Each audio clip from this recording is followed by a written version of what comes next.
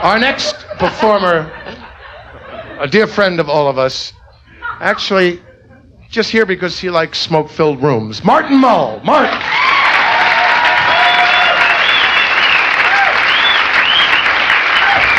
Thank you. Thank you. Thank you. Please sit down.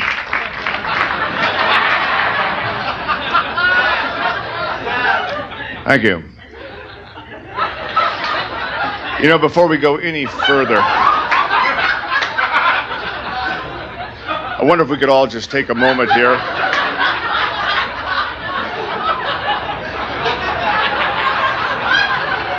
Bless you.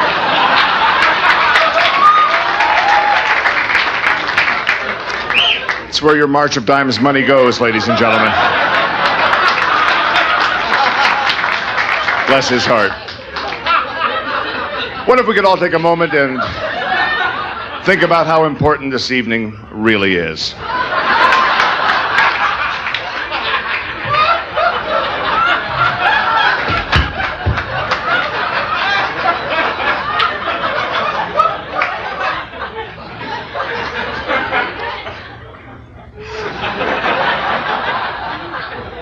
Lance could see Suzanne silhouetted in the window above, her diaphanous negligee straining against her swelling breasts, her tongue darting about her waiting lips like a flickering candle.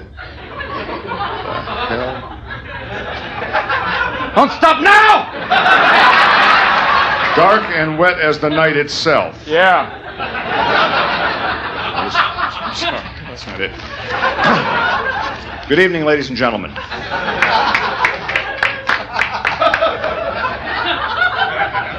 Tonight, we are gathered here to pay tribute to a fully licensed restaurant. But for countless tourists, theatrical agents, and children of the night, it is more than just a place to eat. It is more than just a building to get drunk in. For it is here on this very stage that many a confused and struggling young person wandering aimlessly down the sidewalk of life has stepped right into show business. This mother stage, suffering the suckling babes of comedy unto her bosom. Amen. Yes, they all stood here, and they all sucked.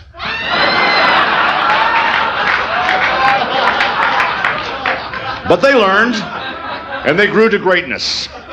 Right here is where Robin Williams tirelessly and deftly molded his otherwise debilitating social disorders into a seven-figure paycheck. Robin.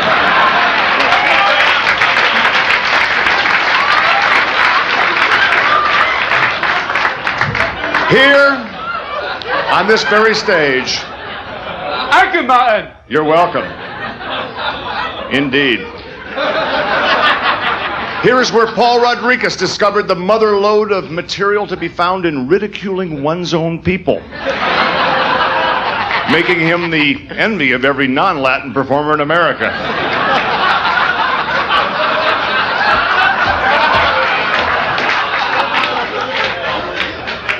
Lord knows I'd love to tell some jokes like, you know, how does a Mexican know when he's hungry his ass stops burning? Things like that. I can't do it. That's your turf, and I wouldn't step on it. His name is Martin Mull. He lives maybe in Malibu. You can find it.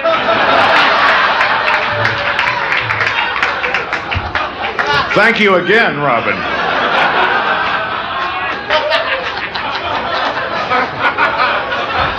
And right here is where Billy Crystal first realized that he and Sammy Davis shared more than height and a common religion. And right here is where he began the work of healing the wounds of ethnic diversity in this country with just a smile and a manager. Billy, bless you. Thank you, Martin. Marty, and may I say thanks because you're giving me knockers, and I want to say for you to say hi to the other boys from Brazil when you see them. My pleasure, Bill. Thank you.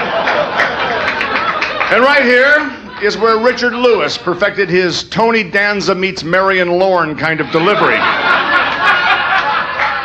Pretty damn unique. And he also... And also hear that he found out that there were dozens of people across America that could identify with him.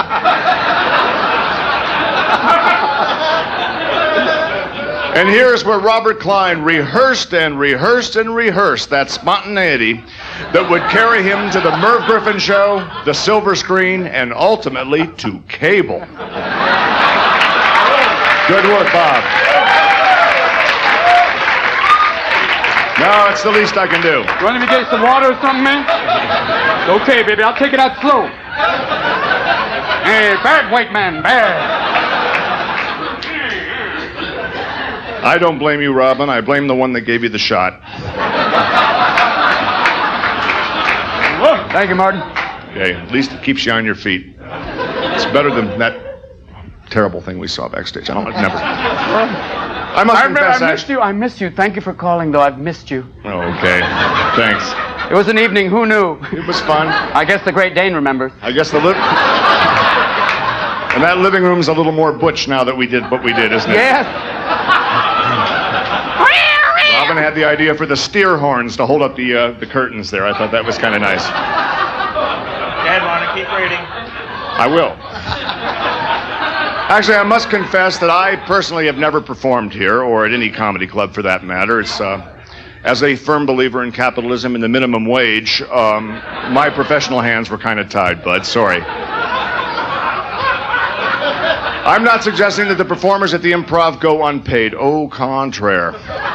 In fact, on some occasions, those checks can reach double digits, if I'm not mistaken. And of course, there are those who ask for no payment, those who use the Improv as a kind of a testing ground for new material, sort of a comedy escrow for that Hope for Tonight Show shot, right? So where does the money go?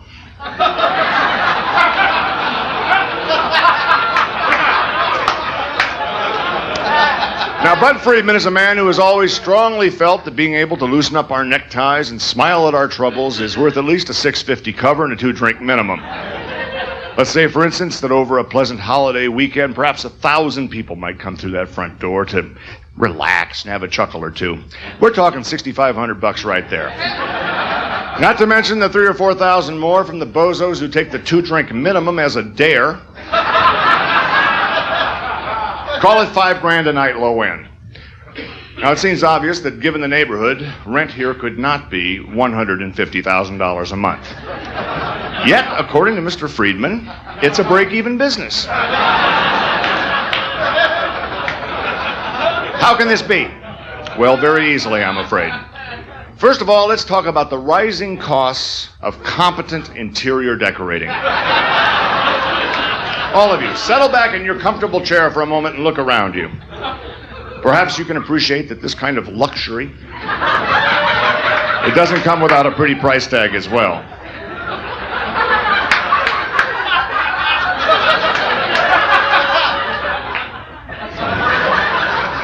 Just save it for later. He still has that rash.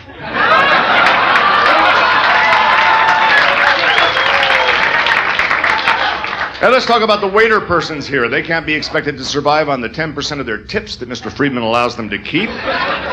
They have to be paid a salary, and from the looks of their clothes, it's a damned handsome one. Add that to the cost of a reliable sound system, state-of-the-art backstage facilities, and it's easy to see how paying the performers here the going rate for human life as we know it could spell disaster. Now, there is, of course, a part of me that feels very sad indeed that I am not an Improv alumnus, that I never had the fun of standing up here for over an hour asking hayseeds where they're from.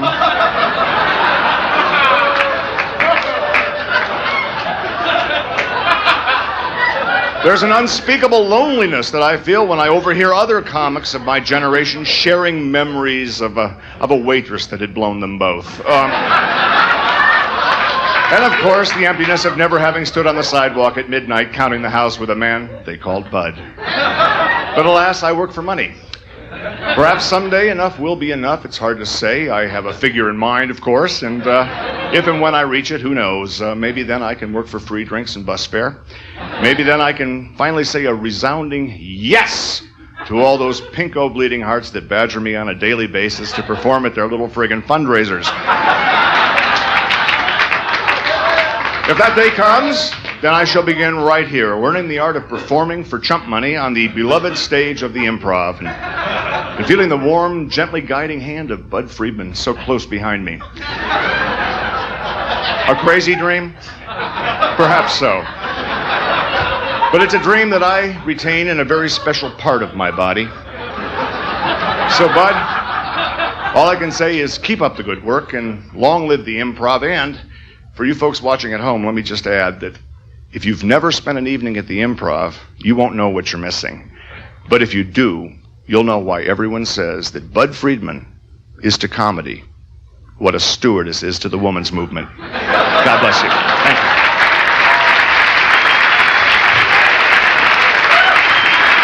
Martin Mull.